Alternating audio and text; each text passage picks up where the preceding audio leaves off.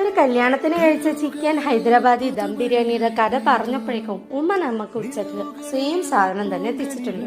കാസർഗോഡ് അറ്റത്തുള്ള ഞാൻ തൃശ്ശൂരുള്ള ഈ ഒരു ബിരിയാണിനെ കുറിച്ച് പറയുകയാണെങ്കിൽ അതിന്റെ റേറ്റിംഗ് ഒന്ന് ആലോചിച്ച് നോക്കിയേ. ഒരുപാട് തരം ബിരിയാണീസ് ഞാൻ കഴിച്ചിട്ടുണ്ട് ആൻഡ് ഹൈദരാബാദി ചിക്കൻ ബിരിയാണിയും ഞാൻ കഴിച്ചിട്ടുണ്ട്. പക്ഷേ ഈ ഒരു ടേസ്റ്റ് കിട്ടിയിട്ടില്ല. എന്താ ഇതിന്റെ റെസിപ്പി ഒന്നും എനിക്കറിയില്ല. കല്യാണത്തിന്റെ തലേന്ന് ഒരു ബിരിയാണി ഉണ്ടാക്കാൻ ഏർപ്പാടാക്കുന്നു. പിന്നീട് അത് എല്ലാവരും ശ്രദ്ധ പിടിച്ചു വെച്ചപ്പോ ആളെ അങ്ങ് നമ്മുടെ മെയിൻ ഷെഫായിട്ട് വെക്കാം. ആ ബിരിയാണി മാത്രല്ല അതിന്റെ കൂടെ കിട്ടണ ഒരു അച്ചാർ കൂടിയുണ്ട്, നല്ല സ്വീറ്റ്നെസ് ഉള്ള അച്ചാർ.